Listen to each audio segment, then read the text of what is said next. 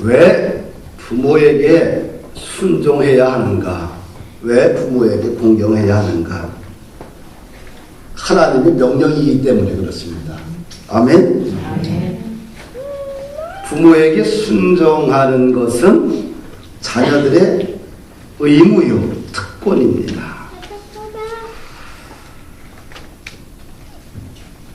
순종하라, 공경하라, 권면이 아니죠. 부탁이 아니죠. 뭡니까? 명령형입니다.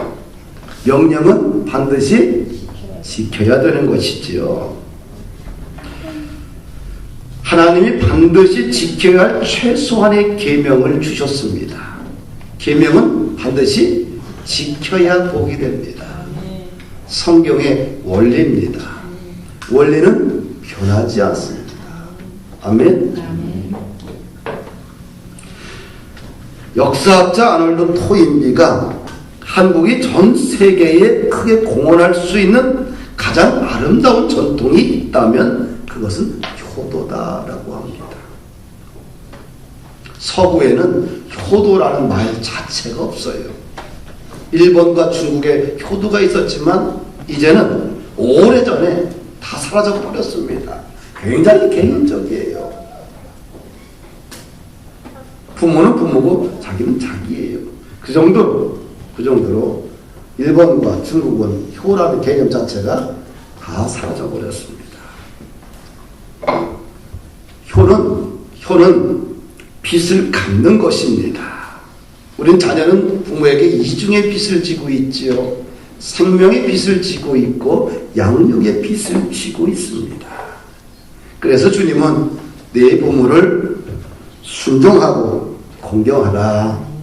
이것이 약속 있는 첫 계명이다. 이렇게 우리에게 권면하고 있지요.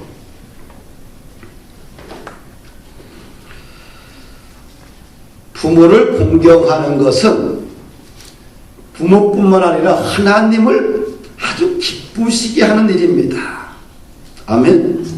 골로새서 3장 20절 보니까 자녀들은 모든 일에 부모에게 순종하십시오. 이것이 주님을 기쁘시게 하는 일입니다. 라고 기록하고 있어요. 우리가 말씀에 순종해서 부모님을 잘 공경하면, 부모에게 효도하면 이것을 보고 하늘에 계신 하나님께서 아주 기뻐하신다고 합니다. 말세의 특징 중에 하나가 뭐냐 하면 부모를 거역하는 거예요.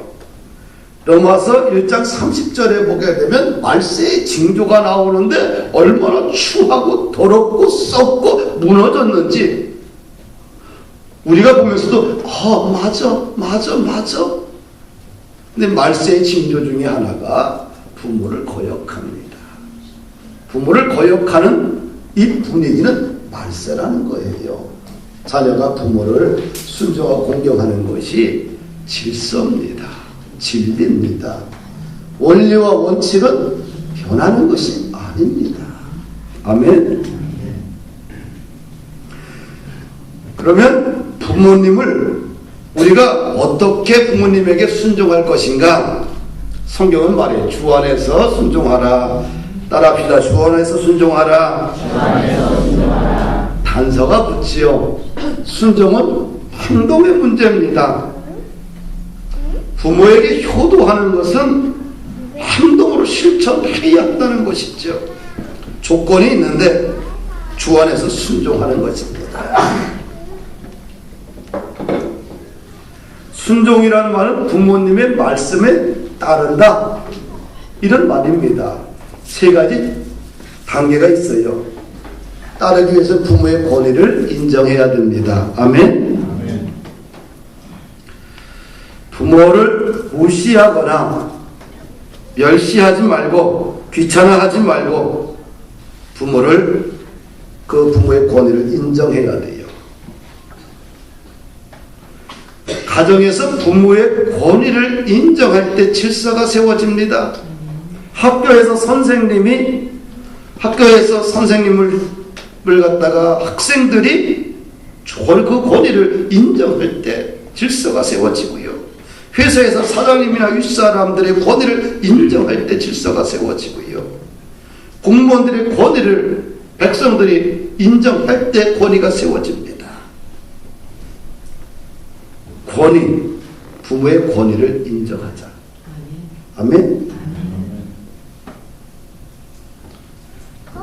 순종이란 부모의 말에 귀를 기울인다. 부모의 말에 귀를 기울이는 것입니다. 순종이라는 말 속에 두 가지 의미가 있는데 아래라는 뜻이 있고 또 다른 하나는 듣는다 뜻이 있어요. 순종은 아래에서 듣는다라는 뜻입니다. 낮은 자리에 앉아서 부모님이 하라는 말씀을 귀를 기울여 듣고 따르는 것이 순종입니다. 부모님이 무엇을 원하는지 잘 들읍시다. 아멘. 순종은 항상 예라고 말하기를 힘써야 됩니다. 아멘. 부모님의 의견이 항상 옳고 꼭 적당하지는 않습니다. 오히려 때로는 타당성도 없고요. 때로는 손해가 날 수도 있고요. 어울리지 않을 수도 있습니다. 그러나 부모의 의견을 긍정적으로 받아들이려고 노력하는 삶의 태도와 자세가 필요하다는 것이지요.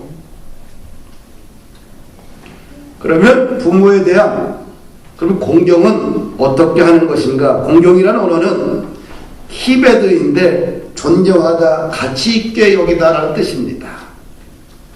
하나님을 경외할 때 히베드라는 말을 씁니다. 그래서 부모를 공경하는 것은 하나님을 섬기듯이 하라는 말입니다. 그래서 부모를 공경하는 것은 하나님과의 일이라는 거예요. 그러니까 효도는 미덕이 아니라 신앙입니다. 아멘. 부모가 존경할 만한 분이든 그렇지 않든 간에 이 땅에 태어난 자식이라면 부모에게 순종하고 공경하는 것은 신앙의 모습입니다.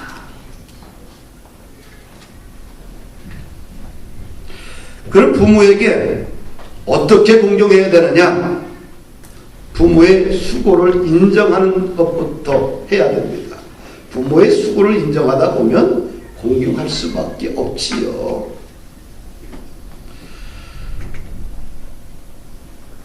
오늘 우리가 여기까지 큰 것은 내 힘으로 된 것이 아니지요. 배에서 10달을 어머니가 고이고이 뱃속에서 조심조심 키웠어요. 먹을 것도 절제하고요. 좋은 것을 먹고 좋은 생각을 하고 힘든 뱃속에서 10달을 키웠어요. 또 아버지들은 그 아이가 태어날 때까지 옆에서 지켜보면서 기도하면서 그 아이를 바라보고 최선을 다합니다. 태어나는 순간부터 자라는 순간까지 얼마나 많은 일들이 있습니까? 아플 때도 있고요. 밤을 못 자면서 그 아이를 위해서 간호합니다. 그리고 자기는 안 입고 헐벗고 살아도 자식을 위해서 최고의 것을 먹이고 최선을 다해서 공부를 가르치지요. 부모의 수고 없이 우리가 존재하지 않습니다. 어떤 부모도 자식을 위해서 최선을 다해서 수고했다는 것입니다. 어버이날을 맞이해서 우리가 부모가 우리에게 수고를 많이 했는데 어떤 말을 하면 부모가 위로를 받을까? 잘 키워줘서 고맙습니다. 이 말 듣는 것을 가장 좋아하는데요. 잘 키워주셔서 고맙습니다. 우리 한번 해볼까요? 잘 키워주셔서 고맙습니다. 잘 키워주셔서 고맙습니다. 옆에 어머님 계시면 아버님 계시면 우리 가사 한번 얘기해 보십니다. 잘 키워주셔서 고맙습니다. 은지야, 엄마한테 가서, 아빠한테 가서 잘 키워주셔서 고맙습니다. 한번 해봐요, 대표로. 우리 대표로. 이러고, 아버지한테 가서. 아버지가 얼마나 고생이 많았냐, 그치? 아버지한테 가서 잘 키워주셔서 고맙습니다. 안아주셔야지. 교사님은 큰딸한테 이장로님 속상한 것 같은데 우리 막내딸이 와서 아버지 잘 키워줘서 고맙습니다.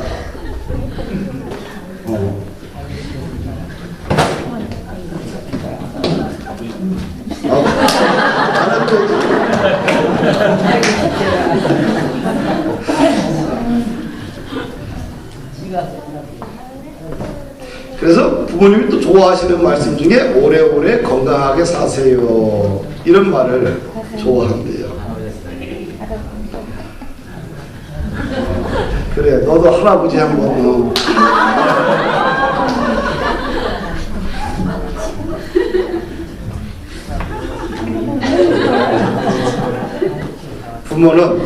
부모는 거저 우리를 키운 게 아니라 부모의 수고를 들여서 우리가 여기까지 자란 겁니다. 할렐루야. 아멘. 부모는 세상의 다른 것으로 대치될 수 없습니다. 할렐루야. 한 번 가면 다시 올 수가 없어요. 섬김의 기회가 항상 우리들에게 주어진 것은 아닙니다. 자신의 일에 푹 빠져서 덤벙덤벙 살다가 어느 날 부모님이 떠나게 됩니다. 아무리 음식을 많이 차려놓고 꽃가마를 태워서 보내도 아무리 손님이 많이 와서 일을 해도 그때는 섬길 수 있는 기회가 사라지게 됩니다. 있을 때 기회가 주어졌을 때 부모님을 즐겁게 해드리십시다. 다른 것으로 대치할 수가 없어요. 나의 부모님은 이 땅에서 한 분밖에 없는 거예요. 아버지 하나, 어머니 하나, 또 시어머니 하나, 시아버지 하나. 다른 것으로 대치할 수가 없어요.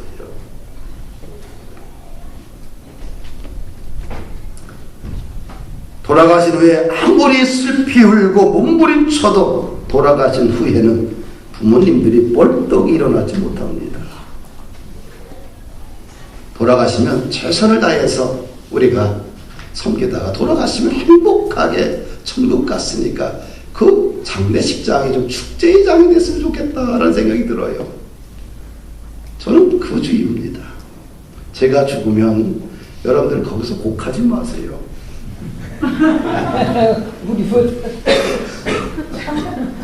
내가 여러분보다 더 오래 살잖아요. 나는 내 장례식장을 미리 내가 생각을 해봐요. 나는 축제의 장이 됐으면 좋겠다. 모든 성도들이 와서 맛있게 밥을 먹고 맛있게 대화를 하고 행복한 결혼식장 같이 장례식장을 미리 준비를 해놔야 되겠다. 그런 생각을 하고 살아요.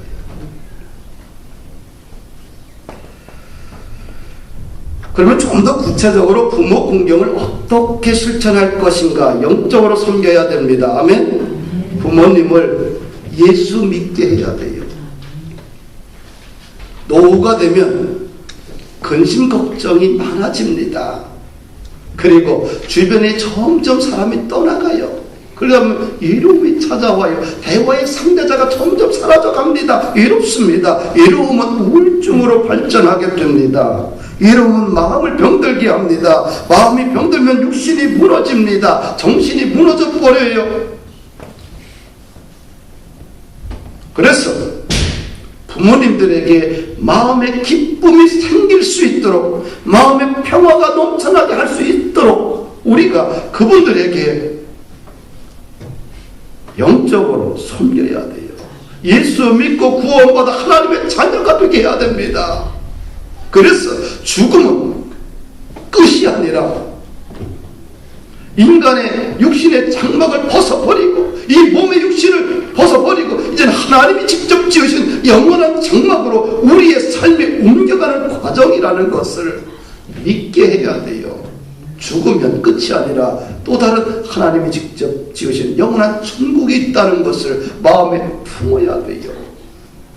다른 곳이 있다는 것, 더 좋은 곳이 있다는 것을 우리가 믿고 알게 되고 체험하게 되면 어떻게 살까요? 마음에 기쁨과 소망이 생깁니다. 아멘. 어저께 하얼빈에 나와갖고 금요일 저녁에 하얼빈 나와서 하얼빈 지하교회가 있어요. 한 7, 80명 정도 모여요. 지하실인데요. 갔더니 새벽에 설교 좀 해달라고 그래서 갔더니 4시, 5시쯤 도착했는데 다 5분 전 5시 도착했는데 꽉 차 있는 거예요. 4시 반쯤 다 오는데. 그래서 1시간 정도 설교하고 그냥 끝내려고 했더니 2시간을 채워도 해달래요. 그 아침서부터 마이크도 없는데 이 갑갑한 거예요. 그리고 공기가 다 문을 닫아놨잖아요. 왜 그러냐면 바깥에 새어나가면 안 되니까. 그러니까 공기도 탁하지. 그래서 어떻게 해요? 거기에 봤더니 할머니들이 많아요. 할머니들. 그런데 눈동자가 다 살아있어. 야, 봤더니 얼굴이 예수 믿는 사람이 얼굴이요. 삶은 고단했지만 얼굴에서 참 광채가 나, 온유한 광채가 나. 눈동자가 다 살아있어. 그리고 우리는 하나님 믿어서 기쁩니다. 우리는 이 아침에 하나님을 예배해서 기쁩니다. 우리 죽으면 천국 가니까 기쁩니다. 얼굴이 화사해, 그 노인들이. 근데 새벽에 봤더니 봉투가 뭐 한 이만큼 있어. 이만큼. 그 뭐냐 그랬더니 올 때마다 헌금안 되는 거예요. 근데 인원은 한 50명 모였는데 한 200장은 있는 거예요. 200장은. 가족 이름대로 다 써서 아침 저녁마다 다 올려놓는 거예요. 대부분 한국에 부모들이 나와 있거나 자식들이 나와 있고 또 남편이 나와 있더라고요. 눈동자가 살아있어요. 그래서 2시간 반 동안 어떻게 하고 안수하고 그랬는데 사랑하는 여러분들, 영적으로 섬겨줘야 돼요. 어떻게 부모의 일생을 계속해서 쫓아다니면서 그분을 기쁘게 할 수 있겠어요? 못합니다.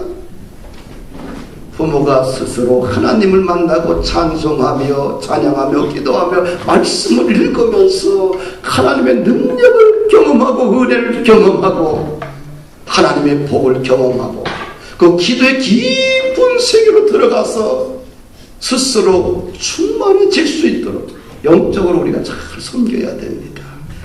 아멘. 아멘. 정서적으로 우리가 잘 섬겨야 되겠지요. 요즘은 현대인들은 좀 편안한 방법을 좋아합니다. 물질로만 섬기면 다 된다고 생각합니다. 섬기는 것 중에 물질이 가장 아래 단계예요. 물질도 중요하지만 물질 속에 먼저 마음의 정성과 사랑이 함께 전달돼야 돼요. 정서적으로 통해야 됩니다. 아멘. 정서적인 걸 다른 말로 함께 공감한다는 말입니다. 함께 공감하기 위해서는 서로 눈을 바라보고 편안하게 대화하는 것이 필요하죠. 아멘. TV 보면서 대화하는 것은 건성이 있죠. 그렇죠? 대화는 어떻게 돼요?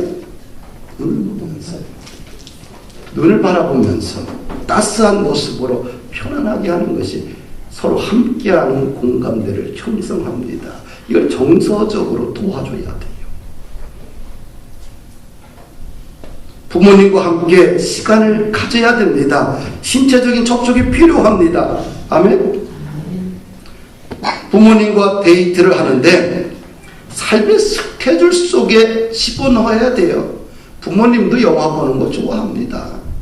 젊은 사람들만 좋아하는 거 아니에요. 부모님도 맛있는 음식 좋아합니다. 집에서 맨날 된장찌개만 먹는 것만 좋아하는 게 아니에요. 부모님도 파스타를 먹고 싶어 합니다. 분위기 있는 곳에 여러분들의 스케줄 속에 부모에 대한 스케줄도 좀 집어넣으라는 얘기입니다. 정서적인 공감대가 형성이 돼야 돼요. 이 어버이날 정말 우리가 해야 될 것은 사랑한다고 한번 좀 고백해 보십시다. 사랑한다는 말 참 쑥스럽습니다. 잘 못합니다, 한국 사람들. 그런데 사랑한다는 말 한마디가 모든 관계의 벽을 허물어내고 하나 되게 합니다. 회복의 영이 주어집니다. 고백하면 하나님의 능력이 주어집니다. 할렐루야. 돈으로 대신할 수 없는 것들이, 얼마나 가치 있는 것들이 얼마나 많은지 모릅니다. 부모님과 거리가 멀리 떨어져 있으면 전화로 부모님 사랑합니다. 오래오래 사세요. 제가 효도할게요. 이 한마디로 부모님은 그 가슴의 모든 상처와 아픔과 모든 것들이 다 한마디로 다 해결이 됩니다. 스마트폰 얼마나 좋아요. 가족들이 갖다가 영상을 만들어서 보내줘도 금방 받잖아요. 신체적으로 부모님들을 섬겨야 되는데, 공경해야 되는데 쓰러지고 나면 회복이 안 됩니다. 그때부터는 너도 힘들고 나도 힘들고 다 힘들어요. 그럼 돌아가실 때까지 서로 추한 꼴을 보게 됩니다. 긴 병에 장사 없어요. 그래도 육신으로 팔다리 움직이고 눈으로 볼 때, 그때 여러분들이 건강 체크를 하셔서 부모님이 사시는 동안 건강하게 오래오래 살 수 있도록 여러분들 체크해 줘야 돼요. 그것이 뭐예요? 부모님의 건강을 체크하는 것이 내 인생을 보람되게 살아가는 길입니다. 아멘. 경제적으로 또 섬겨야 되는데, 자녀가 부모를 공경하는 것은 마음도 중요하지만 그래도 뭐니 해도 물질로 좀 표현이 좀 돼야 돼요. 우리의 수입 중에 또 11조 부분이 있습니다. 그거로 끝나는 것이 아니라 또 다른 부분은 이웃사랑 헌금도 필요하고요, 자녀 양육 및 교육도 들어가고요, 또 대책도 필요하지만 그 속에 우리의 버는 수입 중에 부모 공경 비용도 포함되어야 한다는 사실입니다. 아멘. 내가 벌어서 내가 다 쓰면은 불안당이에요. 어떻게 해야 돼요? 없지만 전략에 써야 되겠지만 그래도 부모에 대한 공경 비용을 여러분들 그 속에서 띄어내야 돼요. 그게 신앙입니다. 신앙은 말로 하는 게 아니에요. 신앙은 실천해야 됩니다. 할렐루야. 마지막으로 부모님께 효도하는 자는 하나님이 반드시 복을 줍니다.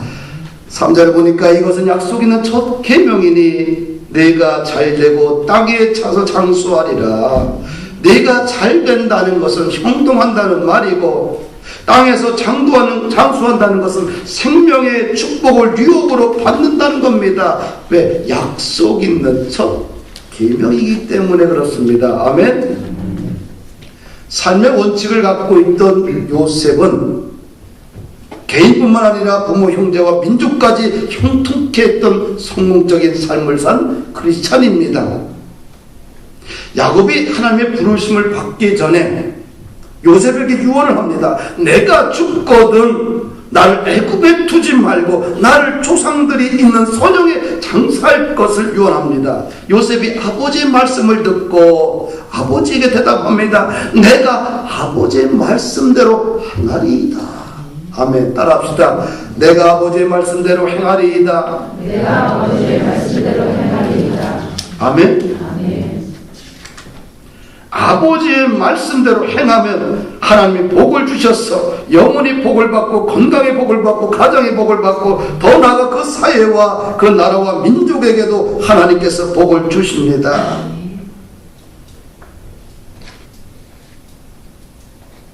룻기서에 보면 이방 여인이 시어머니를 잘 공경했어요. 이방 여인이라는 오늘날 말하면 뭐예요? 예국인 며느리예요. 예국인 며느리. 예국인 며느리가 한국에 와서 복을 받았어요. 뭐 때문에? 예를 들면 시어머니 하나 남은 시어머니를 끝까지 공경해서 그렇습니다. 루시 이방 여인이에요. 예국 며느리예요. 근데 유대 사회는 철저한 혈통주의입니다. 수수 혈통주의를 주장하고요. 이방인을 멸시합니다. 개처럼 여깁니다. 그런 그 한가운 가운데에 베들레헴에 와서 그가 시어머니 하나밖에 없는 시어머니 남편도 죽고 자식도 다 죽었는데 그 먼 곳에서 고향을 떠나서 이방 나라에 와서 예루살렘에 와서 베들레헴에 와서 시어머니를 공경하는 모습을 보고 사람들이 다 감동받아요. 그래서 그 여인이 그 감동 속에 하나님의 은혜 속에 보아스의 남편이 됩니다. 보아스는 누굽니까? 다윗의 증조 할아버지가 되고요. 예수님의 혈통의 조상이 되는 거예요. 왜? 시어머니 하나밖에 없는 시어머니. 아무도 도와줄 사람이 없는데 그 시어머니를 위해서 자기의 젊은 인생을 다 들여서 공경했어요. 하나님의 그를 복되게 한 겁니다. 할렐루야. 사랑하는 여러분들, 부모님께 주 안에서 순종하고 공경하면 가족과 자녀들이 화목합니다. 아멘. 모이면 싸우는 것이 아니라 모이면 행복해요. 자손들이 번성합니다. 정연이 집사님에는 친척들이 매일 모여요. 일주일에 한두 번은 안 모이면 그 집안에 가시가 묻힌대요. 그래서 정연이 집사님네 집에 일가 친척이 모여서 함께 밥을 먹고 함께 거기서 찬양도 하고 얼마나 아름답습니까?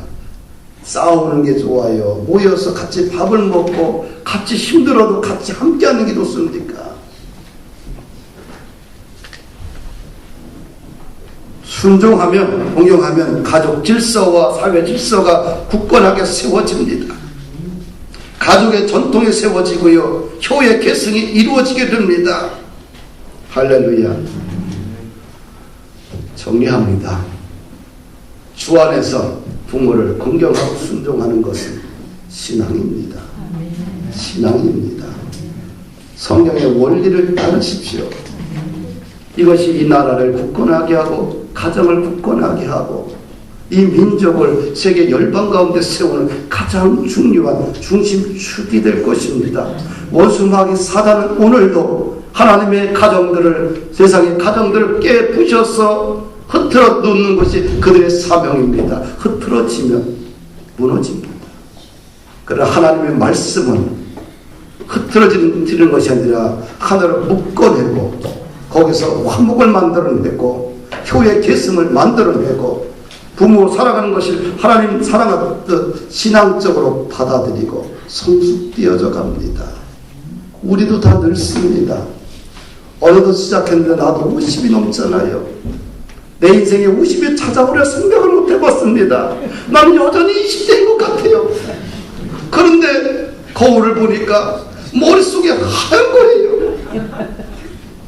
한 3주 정도 안 했더니 머릿속이 하여서 내가 벌써 이렇게 됐나, 나도 늙어가는구나. 사랑하는 여러분들, 시간이 흐르면 세대도 바뀌어요. 우리가 부모의 지혜에 금방 올라갑니다. 우리가 그래도 살아있을 때에, 그래도 위에 모실 사람이 있을 때에 잘 모시고 삽시다. 이것이 신앙입니다. 아멘. 교회에서는 어른들을 존중하십니다. 장로님들을 존중하고 권사님들을 존중하고 교회의 샘머리들을 존중해야 돼요. 연세 드신 분들을 존중해야 됩니다. 왜? 그것이 권위가 세워져야지만 그 교회가 근건해지고 그 교회가 힘있는 교회가 되고 그 교회가 화목한 교회가 됩니다. 할렐루야.